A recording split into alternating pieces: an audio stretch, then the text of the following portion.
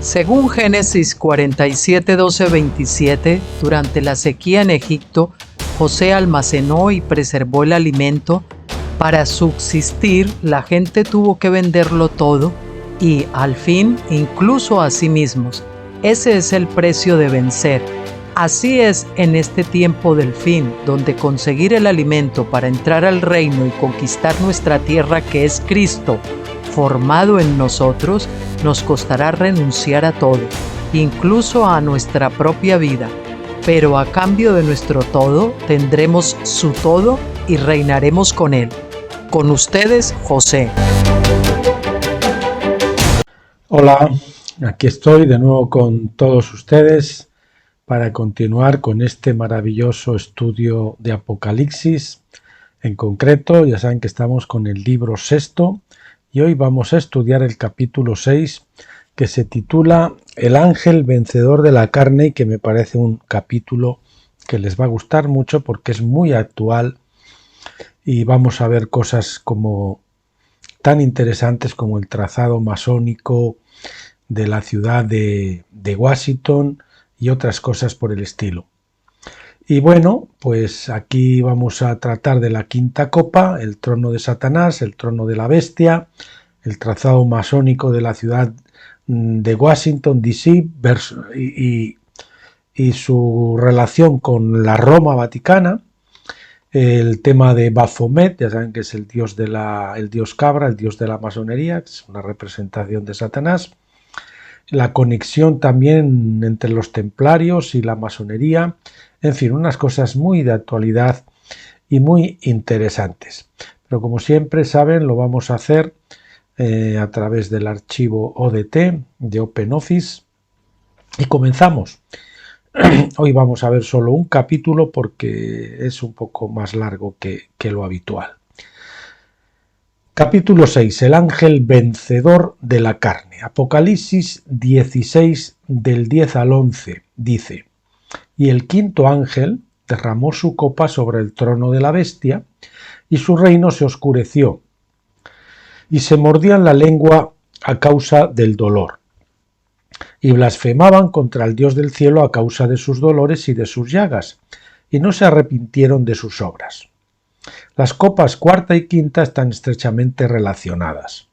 El cuarto ángel derramó su copa sobre el sol, que representa a los reyes y al liderazgo en general.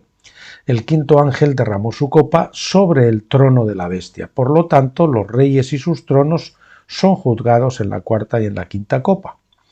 Los salmos cantados en el momento de estas dos libaciones en la fiesta de tabernáculos también están estrechamente relacionados. Las cuartas copas de vino y agua se derramaban mientras se cantaba el Salmo 94, 16 al 23, en este caso serán las jarras, ¿no? Mientras que los versículos anteriores, Salmo 94, el 8 al 15, se cantaban las quintas copas. Ambos pasajes son parte del mismo salmo, pero en orden inverso. Dado que el trono de la bestia cae bajo el juicio divino en la quinta copa, uno pensaría que este trono sería mencionado en el Salmo 94 del 8 al 15. Sin embargo, el trono de destrucción aparece en el Salmo 94, versículo 20, que se identifica con la cuarta copa. Por lo tanto, las dos copas parecen estar entrelazadas. El día 5 de la fiesta de tabernáculos se cantaba este Salmo 94, versículos 8 al 15. El papel del ángel vencedor de la carne, o nombres según mi revelación personal, son nombres que el doctor Stephen Young ha obtenido del Señor en la oración, se ve claramente en el pasaje que se leyó mientras se derramaban las copas de agua y vino en el quinto día de tabernáculos. El Salmo 94, versículos 8 al 10 dice: Prestad atención, insensatos entre el pueblo, ¿y cuándo entenderéis, estúpidos? El que plantó el oído no oirá, el que formó el ojo no verá. ¿No reprenderá el que castiga a las naciones, el que enseña conocimiento al hombre? Este ángel está asignado para cambiar a las personas de insensatos y estúpidos en vencedores por medio del juicio divino, cumpliendo así la profecía del agua y el vino juntos. Él castiga a las naciones para enseñar conocimiento a los hombres. El juicio del vino tiene pues una buena finalidad, porque va acompañado del agua del Espíritu Santo. Así continúa el Salmo 94, 12 al 15. Bienaventurado el hombre a quien corriges, oh Señor, y enseñas tu ley, para que le concedas alivio en los días de aflicción, hasta que se cabe una fosa para el impío, porque el Señor no desampara a su pueblo, ni desamparará a su heredad, porque el juicio volverá a ser justo, y todos los rectos de corazón la seguirán.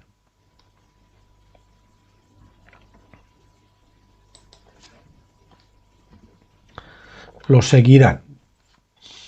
Podemos ver esto en dos niveles. Primero, si distinguimos entre los malvados y los insensibles del pueblo, que también son llamados los estúpidos, notamos que ambos grupos necesitan algún castigo. La diferencia es que los insensatos se arrepienten, mientras que los malvados no. A un grupo se le enseña fuera de tu ley, mientras que los otros se niegan a aprender sus leyes y sus caminos. Este punto de vista nos muestra cómo Dios separará su pueblo de los malvados, trayendo alivio a su pueblo y un pozo para los malvados. Esta separación ocurre en el momento del juicio a Babilonia. Es decir, el juicio a Babilonia va a ser usado el Señor para separar precisamente a los malvados de los insensatos que se arrepienten. Los malvados no se arrepienten. La visión más amplia, por supuesto, es para un tiempo posterior en el juicio del gran trono blanco, donde los malvados se volverán y toda rodilla se doblará. Todos jurarán lealtad a Cristo, como nos dice Isaías 45, 23, y Pablo agrega en Filipenses 2:11 que esto será para la gloria de Dios Padre. Es la responsabilidad del ángel vencedor de la carne enseñar la ley a los insensatos entre el pueblo de Dios, para que entiendan la mente de Dios. Por su poder, sus oídos y sus ojos son abiertos. El salmista nos recuerda que Dios creó los oídos y los ojos. Le recordó a Moisés esto de manera similar, diciéndole en Éxodo 4:11, y el Señor le dijo: ¿quién dio la boca al hombre? ¿O quién lo hace mudo o sordo o vidente o ciego? ¿No soy yo el Señor? Al final de la experiencia de 40 años de Israel en el desierto, Moisés dijo en Deuteronomio 29:4: mas hasta el día de hoy el Señor no os ha dado corazón para saber, ni oídos para ver, ni oídos para oír. Esta ceguera y sordera vistas en la Iglesia en el desierto también ha prevalecido en la Iglesia durante la edad pentecostal de las 7 iglesias. Estas son las personas insensatas y estúpidas cuyos ojos y oídos se abrirán cuando su carne sea vencida. Repito, estas son las personas insensatas y estúpidas del versículo anterior, cuyos ojos y oídos se abrirán cuando su carne sea vencida. Tal enseñanza es necesaria para que sean parte del reino en la era venidera, porque cualquiera que quiera retener el derecho a pecar tendrá que hacerlo en las tinieblas de afuera en lugar de en el reino de la luz. Este gran momento de la historia donde se sanan los ojos ciegos debe compararse y contrastarse con el gran centro de curación de Esculapio en la ciudad de Pérgamo. Pérgamo es el trono de Satanás. El trono o asiento de la bestia parece estar conectado con Pergamum o Pérgamo, donde está el trono de Satanás. Apocalipsis 2:13. Era donde estaba ubicado el gran trono de Zeus, como señalamos en el capítulo 14 del libro primero. Nótese el caduceo en el regazo de Baphomet en la imagen de la página 30. Existe una conexión entre el trono de Satanás y el trono de la bestia en Apocalipsis 16:10. Vamos a ver dónde está. Aquí, ven, esta es la imagen que se dice en la página 30, que aquí es la página 27. Bueno, pues aquí ven, este es el caduceo, que es como si fuese el miembro viril de Baphomet, el dios cabra, ¿no? Ahí lo ven, que es como una serpiente enrollada o unas serpientes enrolladas a un mástil. Bien, volvamos. En la página, ahora a ver si encuentro dónde estaba. Vamos a ver. Vamos a ver, el trono de Satanás, el trono de Satanás. En Apocalipsis, sí, en la página 30, efectivamente aquí está, que es aquí en la página 27, según mi archivo. Y bueno, dice que estaba en la imagen, en la página 27, existe una conexión entre el trono de Satanás y el trono de la bestia en Apocalipsis 16:10. En su libro La lluvia tardía, J. Atkinson escribe un artículo diciendo: Pérgamo fue el sitio famoso del templo de Esculapio, el dios griego de la curación, supuestamente el fundador de la ciencia médica e inmortalizado en el cielo como la constelación de Ofiuco. La ciudad se convirtió en la sede del culto al sol babilónico, un noble centro de idolatría y religiones controladas por demonios con espléndidos templos a la naturaleza. Personas de todo el imperio romano acudían en busca de curación a este templo pagano y el área del santuario estaba habitada por miles de serpientes inofensivas. En las colinas de la Acrópolis se alzaban resplandecientes edificios, estatuas, palacios y la gran biblioteca, así como los templos y un altar de Zeus el Salvador. Aquí se rendía culto a la medicina y la ciencia, y el símbolo de su culto era la serpiente. La serpiente fue traída hasta nuestros días en un bastón entrelazado con serpientes llamado caduceo. Todavía usando la serpiente como símbolo de las artes médicas, se representa a Esculapio con el caduceo en la mano.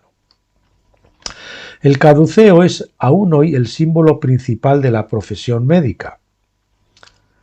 Puede tener una connotación positiva o negativa. Del lado negativo, el caduceo de Pérgamo, es decir, el trono de Satanás, se refiere a la serpiente del árbol en la historia de Adán y Eva.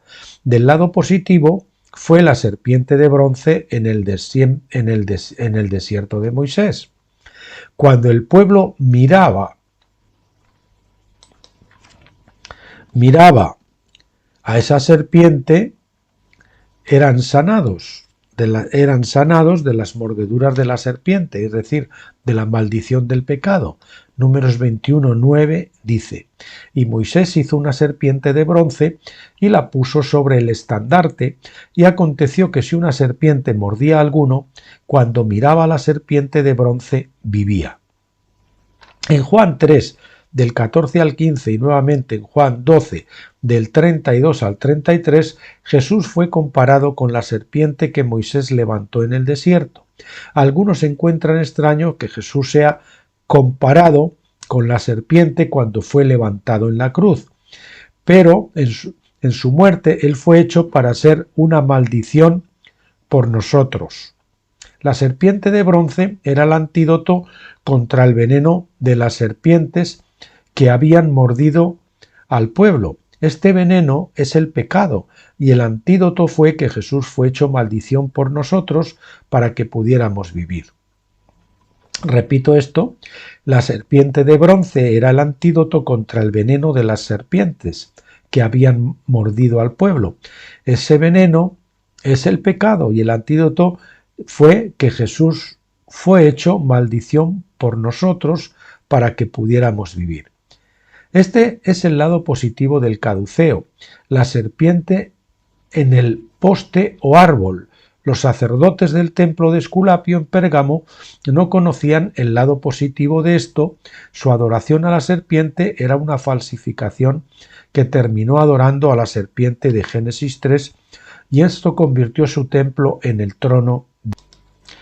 Bueno, decíamos que esto convirtió su templo en el trono de Satanás, y me estoy acordando de un post que vamos a verlo para comentarlo un momentito, que pusimos hace poco en el blog Tabernáculos, que era precisamente: Jesús tenía solamente la forma de la serpiente, no era una serpiente, solamente adquirió la forma de la serpiente porque sabemos que él era sin pecado. Es un devocional de Maná, de Witness Lee, y se titulaba Jesús tenía solo la forma de la serpiente, y dice así: según Mateo del 3 al 7 y 23:33, tanto Juan el Bautista como el Señor llamaban a las personas cría de víboras, es decir, serpientes, lo cual indica que todos los hombres caídos son descendientes de la serpiente. Todos nosotros somos serpientes diminutas. No se crea bueno.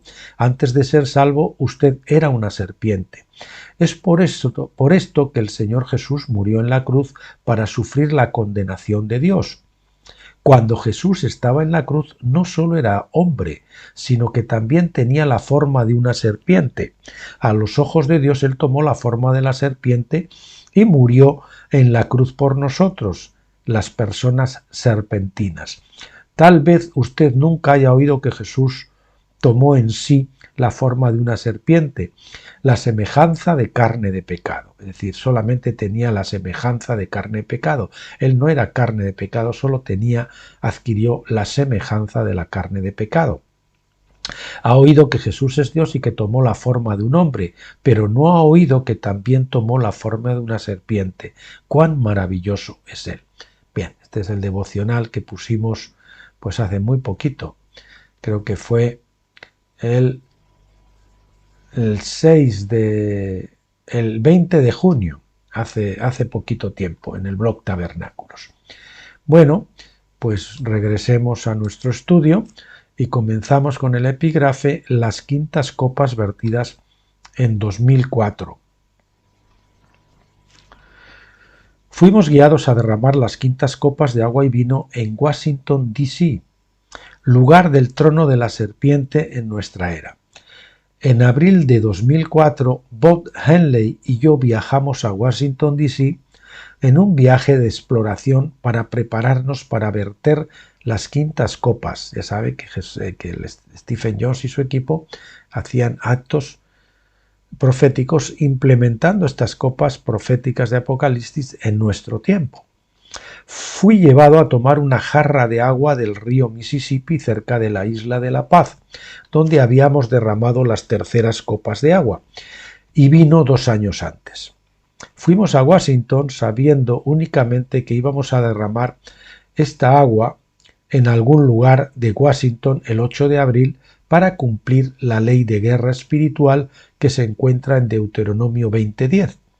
Cuando te acerques a una ciudad para pelear contra ella, le ofrecerás condiciones de paz. Es decir, antes de declarar la guerra, para pelear, tenían que ofrecerle a Misterio Babilonia condiciones de paz, para que se rindieran. Por supuesto que no las iban a aceptar, pero ellos tenían que cumplir con esta ley de Deuteronomio que dice que hay que hacerlo. Después de recorrer toda el área y visitar cada punto del pentagrama al norte de la Casa Blanca, oramos para saber en qué lugar verter el agua. El Señor dijo que lo hiciera en Scott Circle. Esta intersección de calles está ubicada en la frente de la Cabra, es decir, de Baphomet, directamente al norte de la Casa Blanca. Cuando se construyó la ciudad a fines del 1700, los constructores masónicos diseñaron las calles para formar un pentagrama con el fin de dedicar la capital de la nación a Baphomet, Satanás. Bueno, pues este es uno de los planos. Si ustedes buscan en internet trazado masónico de la ciudad de Washington, tienen mucha información y ven que se celebró un pentagrama. En las esquinas del pentagrama pues están los sitios significativos, la Casa Blanca, el templo masónico, etcétera, etcétera. Bueno. Para los masones de alto rango, Baphomet es el dios de la sabiduría. Se le representa con cabeza de cabra, pero con un cuerpo de hombre y pechos de mujer, es decir, andrógino. También era en parte perro y en parte toro. Así fue retratado en la pintura del siglo XIX, a continuación por el conocido masón Eliphas Levi. En el libro de William E. Mann, Los Caballeros Templarios en el Nuevo Mundo, página 121 y 122, escribe: el ocultista del siglo XIX, Alphonse Constant, un ex sacerdote católico romano que tomó el seudónimo judío Eliphas Levi, escribió extensamente sobre Baphomet como un conducto hacia Dios. Se lo mostramos antes, aquí tienen la imagen. Es una imagen toda antigua y un poco borrosa, no se lee bien, pero es él. Según Levi, se ve que la cabeza de Baphomet combina las características de un perro y un toro y una cabra, que representan las tres fuentes de la tradición pagana del misterio. La naturaleza andrógina de Baphomet se enfatiza porque un brazo es masculino, mientras que el otro es de naturaleza más femenina y también porque tiene pechos. ¿De acuerdo? Con pechos de mujer. Sin embargo, está también cubierto de vello, como los hombres. Más tarde, en la página 185, el mismo autor escribe: se determinó que existe un código secreto en varios de los rollos del Mar Muerto que los templarios pudieron haber aprendido durante su estancia en Tierra Santa. De hecho, un destacado experto en el cristianismo primitivo, el Dr. Hitch Schoenfield, demostró que si el nombre Baphomet se escribiera en este código y luego se tradujera, el resultado sería la palabra griega Sofía, con PH, que significa sabiduría. De esto se puede concluir que cuando los templarios adoraban a Baphomet, lo que realmente estaban adorando era el principio de la sabiduría y no alguna forma de satanismo. Eso es lo que dice él. A pesar de sus afirmaciones de adorar la sabiduría en lugar de ser satanistas, Albert Pike, el gran masón del rito escocés en el siglo XIX, era un luciferino declarado. Además, una vez tuve que expulsar este espíritu de Baphomet, se lo dice el doctor Stephen Jones, de una mujer cuyos padres masones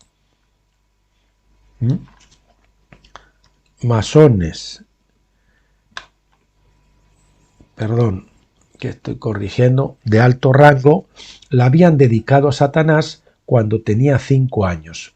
Por lo tanto, su afirmación de no adorar a Baphomet o Satanás está diseñada para engañar a las personas para que se unan a la orden, donde pronto quedan atrapadas por terribles juramentos de lealtad a los maestros ocultos que sirven a Baphomet. Es decir, los primeros grados de la masonería a uno lógicamente no le cuentan lo que hay al final, pero ya en los grados altos lógicamente todo el mundo sabe que adoran, hoy a estas alturas ya sabemos que adoran a Satanás.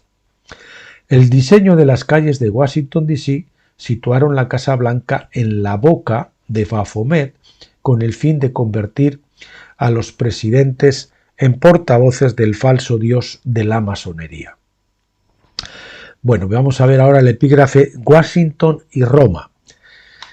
Cuando se fundó Washington D.C., el punto más alto se llamaba Jenkins Point. En la década de 1790 era propiedad de Daniel Carroll, hermano del obispo católico John Carroll.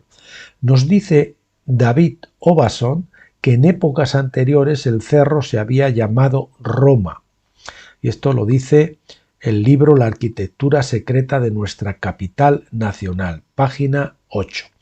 Y continúa en las páginas 8 al 9 diciendo: de hecho, la historia podría tomarse fácilmente como un mito si no estuviera respaldada por un largo manuscrito en los archivos del estado de Maryland, en Annapolis, La escritura fechada el 5 de junio de 1663 está a nombre de Francis Pope y establece la base para un reconocimiento de una franja de tierra llamada Roma, delimitada por la ensenada llamada Tíber. Muchas coincidencias, ¿verdad? El simbolismo es muy importante para las sociedades secretas, incluso para los jesuitas. Esta es la razón por la cual la tierra del Papa Francisco, llamada Roma, se usó para construir la capital de nuestra nación, Washington, D.C. Fue para afirmar el reclamo de la Iglesia Católica Romana sobre América, que aún mantienen con el argumento de que Colón reclamó esta nueva tierra para la Iglesia. Por cierto, Colón ni siquiera vio el continente americano, descubrió algunas islas en el Mar Caribe. El diseño de Washington, D.C. fue confiado a un ingeniero masónico francés llamado Pierre-Charles L'Enfant. Obtuvo el trabajo por sugerencia del obispo católico romano John Carroll. L'Enfant trazó las principales calles de la ciudad con la forma de una estrella invertida de 5 puntas de Baphomet, el símbolo de la cabra. La Casa Blanca se construyó en la boca de la cabra, las 2 orejas a los lados estaban marcadas por el Mount Vernon Place y Washington Circle, y los cuernos estaban marcados por Logan Circle y Dupont Circle. Al medir y trazar la nueva ciudad, L'Enfant numeró las manzanas de la ciudad. La serie 600 se extiende desde Q Street North a través de los terrenos del Capitolio hasta la desembocadura de James Creek. En la página 228 de su libro Los gobernantes del mal, F. Tupper Saussure nos dice: vamos a ver. Todos los números entre el 600 y 900 se asignan a bloques dentro de esta franja, excepto el número 666, el 666. Ese número no está en el mapa, debe haber sido colocado en secreto en la única sección de bloques sin numerar de la calle 600. Descubrimos que esa sección incluye los terrenos del Capitolio que alguna vez se llamaron Roma. En otras palabras, el Capitolio fue construido en el lote número 666 según el levantamiento original, pero para ocultar este hecho omitieron el número por completo y no asignaron ningún número al lugar donde se encuentra el Capitolio. Por lo tanto, todo el plan para Washington, D.C. era sugerir que era el trono de la bestia, que en este caso era el trono de Baphomet, el dios de la masonería. Bien, veamos ahora la conexión templario-masónica. El 8 de abril de 2004 vertimos el agua tomada de la Isla de la Paz al pie de la estatua del general Winfield Scott. Proclamamos una advertencia al sistema de la bestia, exhortándolo a arrepentirse y someterse al gobierno del heredero, con mayúsculas, legítimo de todas las cosas, Jesucristo el Rey. Sabíamos, por supuesto, que no habría arrepentimiento porque Apocalipsis 16:11 dice específicamente: no se arrepintieron de sus obras. No obstante, para cumplir con toda justicia era necesario hacerlo porque le dio al sistema de la bestia 6 meses completos para arrepentirse. 6 meses después, el 6 de octubre de 2004, derramé el vino en el mismo lugar. Éramos 12 los que pedimos testimonio de aquella ocasión. Los que dimos testimonios de aquella ocasión. En esencia, le dije a la bestia, en el nombre de Jesús, que en vista del hecho de que no se había arrepentido ni sometido a Jesucristo, estaba declarando la guerra contra el trono de la bestia. La estatua del general Winfield Scott es la única que no da ninguna pista sobre quién era este hombre o por qué estaba siendo honrado con una estatua. Es decir, está la estatua ahí, pero no tiene ningún nombre. Solo hay una palabra en la estatua en sí, Scott, y no hay letreros ni monumentos cercanos para explicarlo. No se escribió ningún título, rango o incluso un nombre en ninguna parte. La única pista que teníamos era que al otro lado de la calle estaba el Hotel General Scott. Esto nos dijo que él era un general. Perdón. Tuvimos que encontrarlo en internet. Descubrimos que fue el general con más años de servicio en la historia, 56 años, y se retiró en 1861, cerca del comienzo de la Guerra Civil. Creo que hubo una razón por la cual aparece irrespetuosamente solo con el nombre de Scott. Creo que no es realmente un monumento al general, sino que de hecho pretendía ser un insulto al general al despojarlo de su de su rango e identidad. En cambio, era un monumento a la masonería del rito Scotis, que comienza por Scott, añadiéndole ISH, Scotis, es decir, el rito escocés. Y por esta razón, la estatua está ubicada en el frente del diseño de la calle Baphomet. Solo unas pocas cuadras al sur del templo masónico. Ya ven ustedes las sutilezas de la masonería en todos estos simbolismos y ocultismos y cosas así, ¿verdad? A ellos les gusta mucho todo eso. El pentagrama en sí está dividido en dos por la calle 16, que va directamente de norte a sur hasta Scott Circle. Es desde la Casa Blanca. Esta calle representa una vela en medio del pentagrama, es decir, de la calavera. La parte superior de la vela es Scott Circle. Ciertamente, encima de él, a medida que uno continúa al norte por la calle 16, hay 10 estatuas blancas de Venus en una fila. En la foto de abajo se ve. Estas estatuas sirven como la mecha de la vela. Unas pocas cuadras más al norte se encuentra la Casa del Templo, es decir, la sede del Consejo Supremo grado 33 del rito escocés de la francmasonería, jurisdicción del sur, Estados Unidos. Construido en 1911, situaron el templo para representar el fuego o la luz en la mecha de la vela. Bien, aquí ven, esas serían las estatuas de Venus que continúan aquí, y eso debe ser como la mecha de la vela. La vela, con su cuerpo de cera y fuego, simboliza la unión del cielo y la tierra, el espíritu y la materia. Por eso Venus, la diosa del amor, está representada por la mecha de esta vela.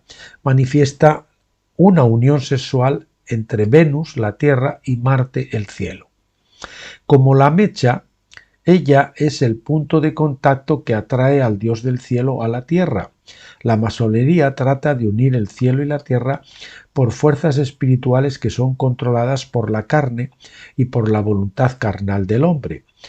Y así vimos que Scott Circle es realmente el más importante de los puntos del pentagrama, aunque no es uno de los 5 puntos, sino que en realidad es la unión entre los 2 puntos superiores. Se ha tenido cuidado de minimizar su importancia, pero el Señor nos la expuso. El gran comandante de la masonería del rito escocés en los años 1800, Albert Pike, llama a la masonería el sucesor de los misterios en su libro Moral and Dogma, Moral y Dogma, página 22. En la página 23 él escribe: aunque la masonería es idéntica a los antiguos misterios, solo lo es en este sentido cualificado, que no presenta más que una imagen imperfecta de su brillo, las ruinas solo de su grandeza, y un sistema que ha experimentado alteraciones progresivas, fruto de los acontecimientos sociales, de las circunstancias políticas y de la ambiciosa imbecilidad de sus mejoradores. En otras palabras, la masonería se esfuerza por imitar la religión de los misterios egipcios y solo lamenta no alcanzar su brillantez. La Biblia, por supuesto, tiene mucho que decir acerca de la religión egipcia y por ningún esfuerzo de la imaginación la promueve como una religión verdadera. La Conferencia de Tabernáculos en 2004. En la pintura de Baphomet de Eliphas Levi, el caduceo está representado en el área de la ingle de la bestia. Aquí entonces está el vínculo de conexión entre el dios de la masonería y el sistema de medicamentos. Los dos se reúnen en los hospitales Rinars, es decir, la traducción yo no sabía cómo traducirlo exactamente, puesto ahí con interrogación hermanos clínicos infantiles, en fin, es decir, hospital de monjas o alguna cosita de eso, o de hermanos o de frailes o algo así, no sé, o hospitales infantiles, el principal brazo médico filantrópico de la orden masónica. Es decir, eso es lo que se trata, es un hospital filantrópico de la ayuda de la orden masónica, pues probablemente para casos necesitados y para niños o cosas así, ¿no? Los masones siempre pueden señalarlos cuando la propia orden es objeto de críticas, como si hacer el bien compensara su adoración a Baphomet. Fuimos guiados a celebrar nuestra conferencia de tabernáculos de 2004 en el Holiday Inn, en el enorme centro médico de Houston, Texas. Sucedió que un amigo mío de Houston quería ser el anfitrión de la conferencia y dado que su esposa trabajaba en el centro médico, la conferencia se organizó fácilmente. Fue fácil ver que fuimos llevados a reunirnos allí para orar y decretar el derrocamiento del dominio carnal de Baphomet sobre la industria médica y farmacéutica y reemplazarlo por la obra del ángel vencedor de la carne. Durante la fiesta de tabernáculos de 2004, el escándalo Vioxx saltó a las noticias. El 30 de septiembre de 2004, el primer día de la fiesta de tabernáculos, el gigante farmacéutico Merck se vio obligado a retirar su lucrativo fármaco Vioxx en medio del escándalo. Al día siguiente comenzó nuestra conferencia en Houston, que duró del 1 al 3 de octubre de 2004. 2 semanas después, la corresponsal británica Rosie Murray West escribió sobre el escándalo en The Telegraph el 15 de octubre de 2004. Así dice: la industria farmacéutica soborna rutinariamente a los médicos y escribe artículos sobre medicamentos en las principales revistas médicas, se les dijo ayer a los parlamentarios. El profesor David Healy de la Universidad de Gales le dijo al Comité Secreto de Salud de Commons que hasta la mitad de los artículos publicados en revistas como British Medical Journal y The Lancet fueron escritos por miembros de la industria que tenían un interés personal en vender las drogas involucradas. Esto estamos hablando del 50% de los artículos de la revista.